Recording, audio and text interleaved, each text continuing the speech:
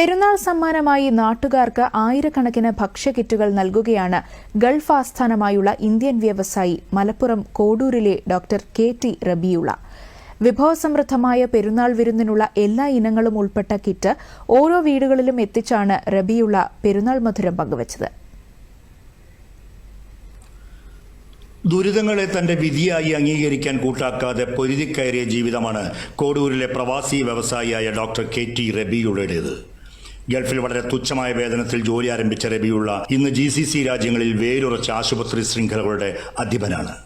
മതേതരത്വവും സ്നേഹവും സാഹോദര്യവും കാത്തുസൂക്ഷിക്കാൻ മനുഷ്യൻ എക്കാലത്തും പ്രതിജ്ഞാബദ്ധനാണെന്ന സന്ദേശമാണ് പെരുന്നാളിനും ഓണത്തിനുമൊക്കെ ഇദ്ദേഹം നൽകുന്ന ഭക്ഷ്യക്കിറ്റുകൾ ഓർമ്മപ്പെടുത്തുന്നത്.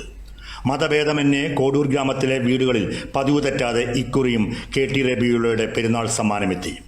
21 വർഷമായി ജാതി മത ഭേദമന്യേ, ഹിന്ദു മുസ്ലിം ക്രിസ്ത്യൻ ജാതി മതഭേദമന്യേ കിറ്റുകൾ റംസാനിനും വലിയ പെരുന്നാൾക്കും നൽകി വരുന്നു. 2500 പരം കുടുംബങ്ങൾക്കാണ് കിറ്റ് വിതരണം ചെയ്യുന്നത്. ഓണം, പെരുന്നാൾ, ക്രിസ്മസ് തുടങ്ങിയ ആഘോഷ നാളുകളിലെ കിറ്റുകളിലൂടെ മാത്രമല്ല റബീഉള്ളയുടെ കൈത്താങ്ങ്.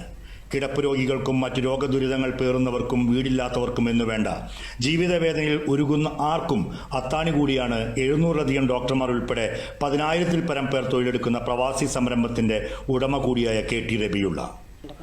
ഈ കോഡൂർ പഞ്ചായത്തിലെ മുഴുവൻ വീട്ടുകൾക്കും ഓണായാലും പെരുന്നാളായാലും സാറ് ഞങ്ങൾക്ക് എല്ലാം തരുന്നുണ്ട്.